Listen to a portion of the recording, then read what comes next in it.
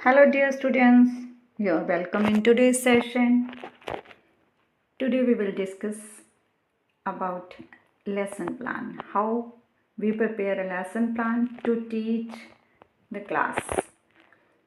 ਪਿਆਰੇ ਸਿੱਖਿਆਰਥੀ ਅਧਿਆਪਕੋ, teaching practice ਦੇ ਦੌਰਾਨ ਕਈ ਵਿਦਿਆਰਥੀਆਂ ਨੂੰ ਦਿੱਕਤ ਆਉਂਦੀ ਹੈ ਕਿ ਉਹ ਆਪਣਾ ਲੈਸਨ ਕਿਸ ਤਰ੍ਹਾਂ ਪਲਾਨ ਕਰਨ। ਬੜਾ ਵਧੀਆ ਸਮਾਂ ਹੁੰਦਾ ਇਹ ਸਿੱਖਣ ਦਾ ਅਤੇ ਸਿਖਾਉਣ ਦਾ। ਤੁਸੀਂ ਇੱਕ ਅਧਿਆਪਕ ਬਣ ਕੇ ਕੰਮ ਕਰਦੇ ਹੋ ਅਤੇ ਤੁਹਾਨੂੰ ਬੜੇ ਪ੍ਰਾਪਤੀ ਦਾ ਆਨੰਦ ਆਉਂਦਾ ਹੈ। ਬਹੁਤ ਸੋਹਣੇ ਤਰੀਕੇ ਨਾਲ ਪੜ੍ਹਾਉਂਦੇ ਹੋ, ਪਰੰਤੂ ਕਈ ਵਾਰ ਇਹ ਨਹੀਂ ਸਮਝ ਆਉਂਦਾ ਕਿ ਆਪਾਂ ਲੈਸਨ ਪਲਾਨ ਕਿਵੇਂ ਤਿਆਰ ਕਰੀਏ। ਕਿਸੇ ਵੀ ਕੰਮ ਲਈ ਪਲਾਨਿੰਗ ਬਹੁਤ ਜ਼ਰੂਰੀ ਹੁੰਦੀ ਹੈ, ਤਾਂ ਉਸ ਪਲਾਨ ਨੂੰ ਜੇ ਵਧੀਆ ਤਰੀਕੇ ਨਾਲ ਆਪਾਂ ਕਰ ਲਈਏ ਤਿਆਰ, ਤਾਂ ਬੱਚਿਆਂ ਨੂੰ ਵਧੇਰੇ ਵਧੀਆ ਤਰੀਕੇ ਨਾਲ ਅਸੀਂ ਪੜ੍ਹਾ ਸਕਦੇ ਹਾਂ। ਅਤੇ ਕੁਝ ਕੁ ਵਿਦਿਆਰਥੀਆਂ ਦੇ ਡਾਊਟਸ ਇਸ ਸੰਬੰਧ ਵਿੱਚ ਆਏ ਕਿ ਲੈਸਨ ਪਲਾਨ ਅਤੇ ਯੂਨਿਟ ਪਲਾਨ 'ਚ ਕੀ ਅੰਤਰ ਹੈ। ਤਾਂ ਲੈਸਨ ਪਲਾਨ ਅਤੇ ਯੂਨਿਟ ਪਲਾਨ, ਤੁਹਾਨੂੰ ਪਤਾ ਬੇਟਾ, ਲੈਸਨ ਇੱਕ ਪਾਰਟ, ਯੂਨਿਟ ਦਾ ਇੱਕ ਹਿੱਸਾ, ਅਤੇ ਯੂਨਿਟ ਜਿਹੜੀ ਆ ਉਹ ਵੱਡਾ ਹੁੰਦਾ, ਜਿਹਦੇ ਵਿੱਚ 3-4 ਚੈਪਟਰਸ ਹੋ ਸਕਦੇ ਨੇ, 5-6 ਹੋ ਸਕਦੇ ਨੇ, ਉਸਨੂੰ ਅਸੀਂ ਯੂਨਿਟ ਕਹਿੰਦੇ ਹਾਂ। ਤਾਂ ਉਹਦੇ ਵਿੱਚ ਵੱਖ-ਵੱਖ ਲੈਸਨਸ ਦੇ ਪਲਾਨ ਵੱਖ-ਵੱਖ ਡੇਜ਼ ਦੀ ਵੰਡ ਦੇ ਹਿਸਾਬ ਨਾਲ ਹੋ ਜਾਂਦੀ ਹੈ। ਮਤਲਬ ਇੱਕ ਯੂਨਿਟ ਦੇ ਵਿੱਚ ਬਹੁਤ ਸਾਰੇ ਲੈਸਨਸ ਐਂਡ ਲੈਸਨ ਪਲਾਨਸ ਆ ਜਾਂਦੇ ਨੇ। ਜਦੋਂ ਕਿ ਲੈਸਨ ਪਲਾਨ ਦੇ ਵਿੱਚ 1 ਡੇ ਜਾਂ 2 ਡੇਜ਼ ਜਿਸ ਹਿਸਾਬ ਨਾਲ ਵੀ ਲੈਸਨ ਹੈ, ਤਾਂ 1 ਡੇ ਪਲੈਨਿੰਗ ਕਰ ਲਓ ਜਾਂ 2 ਡੇਜ਼ ਪਲੈਨਿੰਗ ਹੋ ਜਾਂਦੀ ਹੈ। ਤਾਂ ਮੇਰੇ ਖਿਆਲ 'ਚ ਤਾਂ ਕਲੀਅਰ ਹੋ ਗਿਆ ਕਿ ਲੈਸਨ ਪਲਾਨ ਅਤੇ ਯੂਨਿਟ ਪਲਾਨ 'ਚ ਕੀ ਅੰਤਰ ਹੈ। ਯੂਨਿਟ ਲੈਸਨਸ ਦਾ ਸਮੂਹ ਹੁੰਦਾ, ਸਾਰੇ ਆਪਾਂ ਪਲਾਨ ਕਰਦੇ ਹਾਂ ਕਿ ਵੱਖ-ਵੱਖ ਦਿਨ, ਵੱਖ-ਵੱਖ ਹਫ਼ਤਿਆਂ 'ਚ ਅਸੀਂ ਕਿਸ ਤਰ੍ਹਾਂ ਵੰਡਿਆ ਹੋਇਆ ਯੂਨਿਟ ਨੂੰ, ਕਿਸ ਤਰ੍ਹਾਂ ਕੰਮ ਕਰਾਵਾਂਗੇ। ਕਾਫੀ ਲੰਬਾ ਵੀ ਹੋ ਸਕਦਾ ਉਹ, ਅਤੇ ਛੋਟੀ ਯੂਨਿਟ ਵੀ ਹੋ ਸਕਦੀ ਹੈ।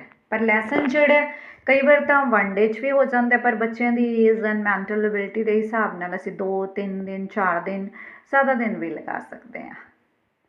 ਤਾਂ ਕਿਸ ਤਰ੍ਹਾਂ ਇਸ ਦਾ ਜਿਹੜਾ ਆਪਾਂ ਕਰਨਾ ਫਰੇਮਵਰਕ ਕਿ ਲੈਸਨ ਤਿਆਰ ਕਿਵੇਂ ਕਰਨਾ। ਅੱਜ ਸਿਰਫ ਮੈਂ ਤੁਹਾਨੂੰ ਇਹਦੇ ਤਿਆਰ ਕਰਨ ਦਾ ਇੱਕ ਆਊਟਲਾਈਨ ਜੀ ਦੱਸੂੰਗੀ, ਫਿਰ ਕਿਸ ਦਿਨ ਤੁਹਾਨੂੰ ਇਸ ਦਾ ਸੈਂਪਲ ਬਣਾ ਕੇ ਵੀ ਦੱਸਿਆ ਜਾਏਗਾ।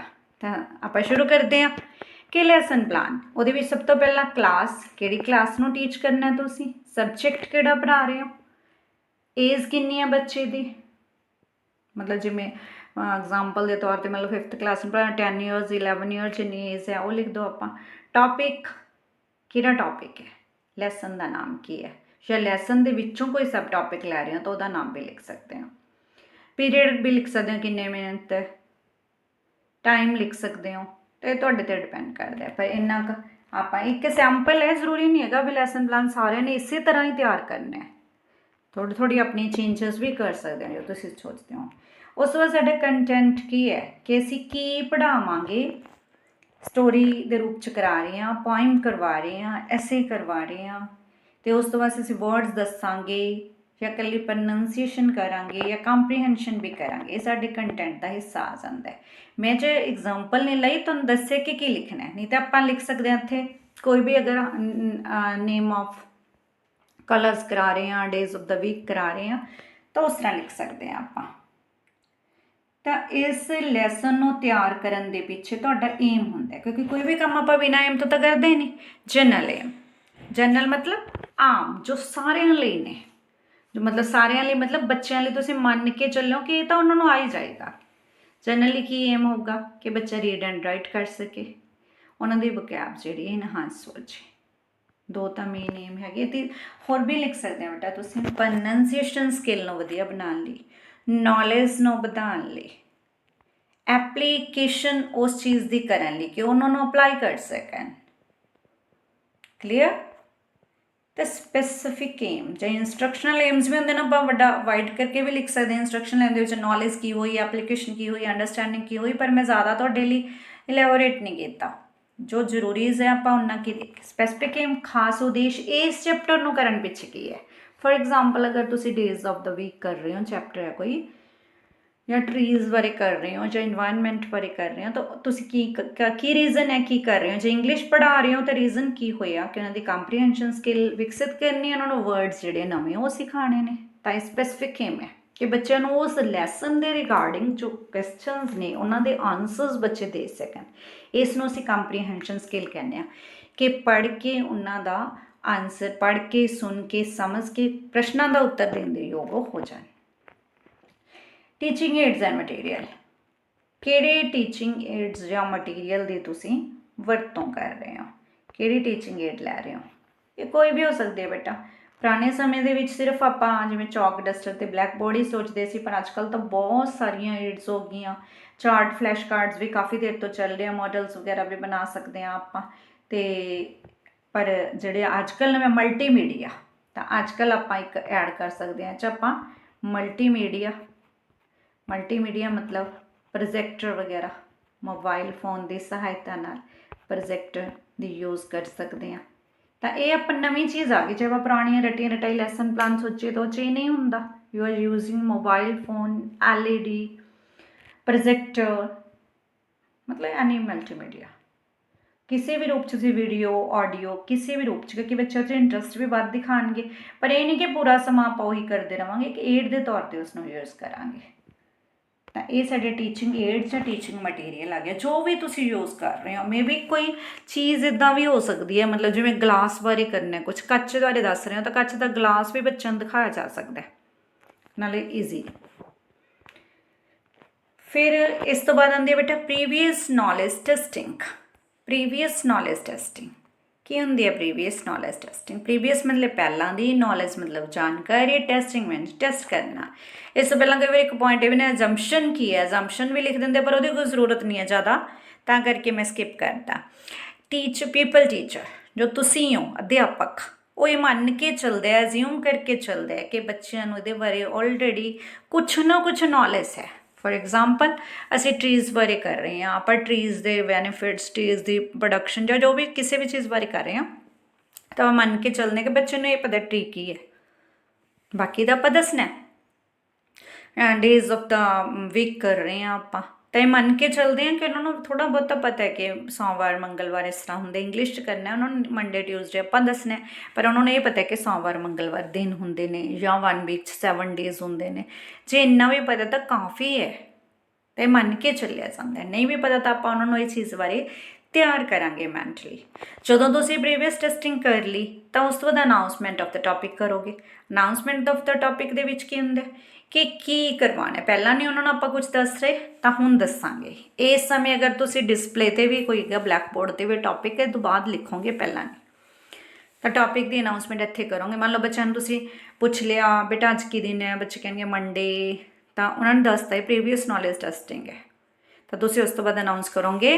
ਤਾਂ ਫਿਰ ਪਿਆਰੇ ਬੱਚਿਓ, ਅੱਜ ਆਪਾਂ ਹਫਤੇ ਦੇ ਦਿਨਾਂ ਦੇ ਨਾਮ ਕਰਾਂਗੇ। ਵੀ ਵਿਲ ਡਿਸਕਸ ਜਾਂ we will do names of the days of the week, ਜਾਂ ਵੀ ਵਿਲ ਡੂ ਜਾਂ read and learn about trees, about time and clock, any topic, ਉਸ ਦੀ ਤੁਸੀਂ ਅਨਾਊਂਸਮੈਂਟ ਕਰੋਗੇ। ਕਲੀਅਰ? ਉਸ ਤੋਂ ਬਾਅਦ ਆ ਗਿਆ ਜੀ ਤੁਹਾਡਾ, ਜਿਵੇਂ ਆਪਾਂ ਬਾਡੀ ਆਫ ਦਾ ਕਹਿ ਦਈਏ, ਬਾਡੀ ਆ ਗਈ ਪ੍ਰੈਜੈਂਟੇਸ਼ਨ। ਕਿਸ ਤਰ੍ਹਾਂ ਪ੍ਰੈਜੈਂਟ ਕਰੋਗੇ ਤੁਸੀਂ, ਟੋਪਿਕ ਦੱਸਦਾ ਬੱਚਿਆਂ ਨੂੰ। ਇਹਦੇ ਉੱਪਰ ਜੋ ਮੈਂ ਪੁਆਇੰਟਸ ਬਣਾਏ ਡਿਫਰੈਂਟ ਹੋ ਸਕਦੇ ਨੇ, ਪਰ ਮੈਂ ਸਿੰਪਲ ਜਿਹੇ ਰਹਿਣੇ ਟੀਚਿੰਗ ਪੁਆਇੰਟਸ। ਵੀ ਪੁਆਇੰਟ ਕੀ ਹੈ, ਮਤਲਬ ਫੋਕਸ ਕੀ ਹੈ। ਦੂਸਰਾ ਪੀਪਲ ਟੀਚਰਸ ਐਕਟੀਵਿਟੀ, ਤੁਹਾਡੀ ਕੀ activity as a teacher, what will you do, how will you teach.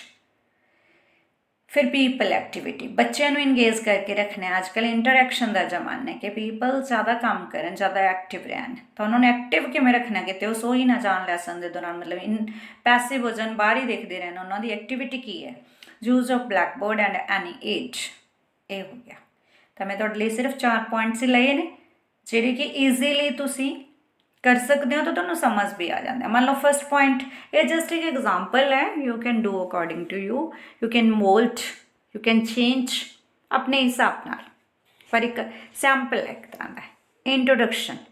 Introduction ਦੇ ਵਿੱਚ ਕੀ, ਪਹਿਲਾਂ ਸਭ ਤੋਂ ਪਹਿਲਾਂ ਇੰਟਰੋਡਕਸ਼ਨ ਲੈ ਰਹੇ ਹੋ ਤੁਸੀਂ। ਪ੍ਰੀਵੀਅਸ ਨੌਲੇਜ ਟੈਸਟਿੰਗ ਕਰ ਲਈ, ਹੁਣ ਤੁਸੀਂ ਅਨਾਊਂਸਮੈਂਟ ਆਫ ਦਾ ਟੋਪਿਕ ਵੀ ਕਰਤਾ, ਤਾਂ ਉਸ ਟੋਪਿਕ ਨੂੰ ਇੰਟਰੋਡਿਊਸ ਕਰਾਓਗੇ ਬੱਚਿਆਂ ਨੂੰ। तो इतने पीपल टीचर्स एक्टिविटी की होगा, टीचिंग पॉइंट्स में इंट्रोडक्शन लिखता हूँ, तो सोचोगे इधर की लिखना है, तो इधर लिखोगे कि पीपल टीचर जो है विद्यार्थियों को उस बारे गलबात राही सिंपल गल्लां राही इंट्रोड्यूस करवाता, यानी कि पहले चैप्टर शुरू कराता, लैसन शुरू कराता नहीं, उन्होंने इंट्रोड्यूस कराਉਂਦਾ है, अपनी इंट्रोडक्शन नहीं चैप्टर ਜਾਂ टॉपिक की इंट्रोडक्शन, ये ध्यान रखना है। फिर पीपल्स एक्टिविटी इस टाइम की होगी जो इंट्रोडक्शन दे रहे हैं, तो पीपल बड़े ध्यान नाल लिसन करेंगे, वॉच केयरफुली लिसन, कुछ दिखा रहे हो तो वॉच करेंगे, बोल रहे हो तो लिसन करेंगे केयरफुली। ब्लैक बोर्ड इत्थे तुसीं इंट्रोडक्शन दे रहे हो तो तुसीं टॉपिक का नाम इत्थे लिख सकते हो, हैडिंग बारे जरूर समझाया करो बच्चे कई बार असीं टॉपिक पूरा करा दिंने पर उसके हैडिंग बारे टाइटल बारे दसते ही नहीं अच्छी तरह, तो उसनूं चंगी तरह एक्सप्लेन करें, यही तो इंट्रोडक्शन है। उस तो बाद मैं सैकेंड फोकस पॉइंट लिया मॉडल रीडिंग, मे भी कोई होर भी हो सकता है, मतलब पोइम पढ़ रहे हो तो मॉडल बोल के दिखाओगे राइम की तरह, मॉडल रीडिंग करोगे, तुसी पढ़ोगे। पीपल टीचर्स एक्टिविटी भी यही आ गई कि टीचर जो है ਉਹ ਆਦਰਸ਼ਕ ਰੂਪ ਦੇ ਵਿੱਚ ਪੈਰਾਗ੍ਰਾਫ ਲੈਸਨ ਨੂੰ ਪੜ੍ਹਦਾ ਹੈ ਤਾਂ ਕਿ ਬੱਚੇ ਆਦਰਸ਼ਕ ਪ੍ਰੋਨਾਂਸੀਏਸ਼ਨ ਸਹੀ ਉਚਾਰਨ ਸਿੱਖ ਸਕਣ। ਟੀਚਰ ਦੇ ਮॉडल ਪ੍ਰੈਜੈਂਟੇਸ਼ਨ ਬਹੁਤ ਜ਼ਰੂਰੀ ਹੈ ਤਾਂ ਕਿ ਬੱਚਿਆਂ ਨੂੰ, ਕਿਉਂਕਿ ਛੋਟੇ ਬੱਚੇ ਨੇ ਪ੍ਰਾਇਮਰੀ ਵਾਲੇ, ਤਾਂ ਹੀ ਉਹ ਸਿੱਖਣਗੇ ਬੋਲਣਾ। तो पीपल एक्टिविटी इतने की है ऑनली लिसनिंग, इतने कुछ नहीं करेंगे, लिसनिंग केयरफुली, ध्यान रखना कि पैसिव ना हो, उन्होंने किसी तरीके ने इंगेज आप रखिए। ब्लैक बोर्ड की यूज़ इतने नहीं है, केवल रीडिंग सैशन चल रहा है। फिर वकैब आ गई जी, वकैबलरी इतने तुम मॉडल रीडिंग करती, इस तो बाद तुम बच्चों तो रीड करा सकते। पीपल एक्टिविटी के आ जाएगा कि बच्चे रीड कर रहे हैं, पर तुम टाइम के अकॉर्डिंग 30-40 मिनट्स है तो तुम्हें इन्ना ज़्यादा टाइम लग जाएगा, हो सकता है सारे बच्चे मॉडल रीडिंग तो बाद आप रीडिंग ना कर पाते, तुम सीधा वकैब पर आ जाओगे। वकैबलरी के की है, तुम देखोगे कि जो ईजी वर्ड्स ने तुम्हें लगता है कि बच्चों पहले ही आते हैं, वो उन्होंने तो पूछ लोगे ताकि बच्चे इंगेजड हो जाएंगे। तो आप तुम टफ वर्ड्स को ब्लैक बोर्ड पर लिखोगे, न्यू वर्ड डिफिकल्ट वर्ड, एक बार सिंपली वर्ड्स लिख दो, भावें मीनिंग्स नहीं लिखने, बाद चो मीनिंग्स एक्सप्लेन कर दोगे। एक्सप्लेनेशन दे विच तुसीं उन्हां वर्ड्स नूं एक्सप्लेन करोगे, दसोगे। इत्थे पीपल टीचर एक्टिविटी की होगी, people teacher is explaining the content, explaining the poem, essay, paragraph जो भी है, किमें एक्सप्लेन कर रहे हैं, by defining difficult words, by giving meanings to them, ये सारा कुछ हो गया एक्सप्लेनेशन दे विच। उस तो बाद कंप्रीहेंशन दे विच तुसी कुछ प्रश्न बोर्ड ते लिखोगे या बोलोगे, क्योंकि तुसी ऑलरेडी लैसन बारे दसता, कंटेंट बारे दसता, तो बच्चे काफ़ी हद तक समझ के भी तुसी करवाई की जाने हो। मान लो जिवें आपां हफ्ते दे दिनां दे कहंदे सी नाम या टाइम बारे दस रहे हो, तो बच्चों को पता लग गया कि तुसी ये काम करवा रहे हो, तो तुसी विचों विचों उन्हां नूं ढंग नाल क्वेश्चनस पाओगे, दसोगे तो पूछ भी सकते हो। तो मेन क्वेश्चन जोड़े जां सारे प्रश्न भी ब्लैक बोर्ड पर लिखे जा सकते हैं। बच्चों ने एक्टिव रखना, तो बच्चों को न्यू वर्ड का कोई मीनिंग लिखवा सकते हो, वर्ड के स्पैलिंग लिखवा सकते हो, क्वेश्चन का आंसर लिखवा सकते हो, if they are able to do, तो ये चीज़ आप करांगे। उस तो बच्चे डाउट्स भी पूछ सकते हैं, पीपल टीचर बच्चों की पीपल्स एक्टिविटी होएगी। बच्चे कुछ भी क्वेश्चन रेज करते हैं तो उन्होंने इंगेज करके रखना। तुसी कोई एक्टिविटी इदां दी करवा सकते हो, वर्ड लिखते अलग अलग तरह के वर्ड के मीनिंग लिखते, सही वर्ड गलत वर्ड उन्होंने मैचिंग करवानी, पर पहला असीं समझावांगे, उस तो बाद ये कर सकांगे। जो तुसीं सारा लैसन समझाता जिन्ना भी तुसीं अज दा सोचिया होया सी, तो उस तो बाद तुसीं एक जनरलाइजेशन सधारणीकरण करोगे कि ईजियम करोगे कि बच्चे ने सारा चैप्टर समझ लिया। जरूरी नहीं कि समझ आया हो, पर तुसीं एक बार मन लिया, क्योंकि तां ही तुसीं उन्होंने प्रश्न पूछ सकोगे। तो रिकैपिचुलेशन करोगे, उस तो बाद सम क्वेश्चंस आस्क करोगे सिंपल ਉਹਦੇ ਵਿੱਚੋਂ ਆਪਣੇ ਆਪ ਛੋਟੇ प्रश्न बना के पूछोगे, बेटा ਆਪਾਂ ਕੀ ਕੀਤਾ ਅੱਜ, ਇਹ ਵਾਲੇ ਕੀ ਹੈ, ਇਹ ਦਿਨ ਕਿਹੜਾ ਹੁੰਦਾ ਹੈ, ਮਤਲਬ ਡੇਜ਼ ਆਫ ਦ ਵੀਕ ਕਰਨ, ਜਾਂ ਟਰੀਜ਼ ਦੇ ਵਿੱਚ ਤੁਸੀਂ ਐਗਜ਼ਾਮਪਲਸ ਦਿੱਤੀਆਂ ਨੇ ਕਿੱਦਾਂ ਦੇ ਟਰੀਜ਼ ਕਰਵਾਏ ਨੇ, ਜਾਂ ਟਰੀਜ਼ ਦੇ ਫਾਇਦੇ ਕਰਵਾਏ ਨੇ, ਕੁਝ ਵੀ ਕਰਵਾਇਆ मतलब ਚੀਜ਼ ਉਹਦੇ ਬਾਰੇ ਕੁਐਸਚਨਸ ਪੁੱਛੋਗੇ। ਜਦੋਂ ਰੀਕੈਪਚੁਲੇਸ਼ਨ ਵੀ ਹੋਗੀ, ਉਸ ਤੋਂ ਬਾਅਦ ਹੋਮਵਰਕ ਜਾਂ ਅਸਾइनमेंट ਬੱਚਿਆਂ ਨੂੰ ਦਿਓਗੇ। ये तुसी जिस भी मर्जी तरह दे सकते हो, खाली स्थान भरने, मल्टीपल चॉइस के रूप च MCQ, बच्चों को टफ वाला काम नहीं देना कि घर जाके बच्चे वर्डन लाना, बड़ा ईजी। अगर बच्चे घर तो करना पसंद नहीं करते, छोटे बच्चे ने, तो तुसी क्लासरूम के ही उन्होंने काम करवा सकते हो।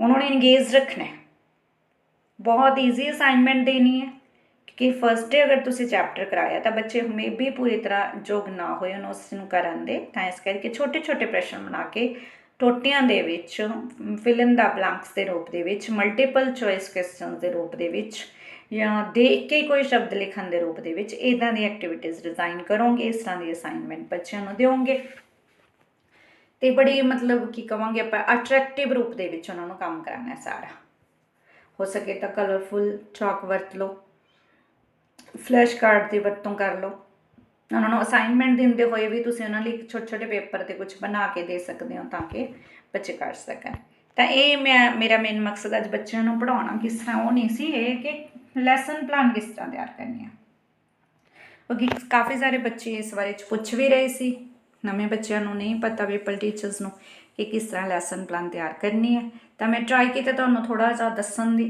ਤਾਂ ਅਗਲੇ ਸੈਸ਼ਨ ਦੇ ਵਿੱਚ ਮੈਂ ਕੋਸ਼ਿਸ਼ ਕਰੂੰਗੀ ਕਿ ਤੁਹਾਡੇ ਲਈ ਕੋਈ ਐਗਜ਼ਾਮਪਲ ਲੈ ਕੇ ਆਵਾਂ ਅਤੇ ਉਹ ਕਿਸ ਤਰ੍ਹਾਂ ਉਹਨੂੰ ਲਿਖਣਾ ਹੈ ਕਿਸ ਤਰ੍ਹਾਂ ਉਹ ਕਰਨਾ ਉਹਦੇ ਬਾਰੇ ਦੱਸਾਂ I think it prove fruitful to you ਬਹੁਤ ਕਾਫੀ ਮਤਲਬ ਤੁਹਾਨੂੰ ਜਾਣਕਾਰੀ ਇਸ ਤੋਂ ਮਿਲੂਗੀ ਔਰ ਤੁਹਾਨੂੰ ਸੌਖਾ ਕਰ ਦੇਗੀ ਤੁਹਾਡੀ ਲੈਸਨ ਪਲਾਨ ਤਿਆਰ ਕਰਨ ਦੇ ਵਿੱਚ ਸੋ ਇਹ ਸਾਂਸ ਨਾਲ ਥੈਂਕ ਯੂ ਬੇਟਾ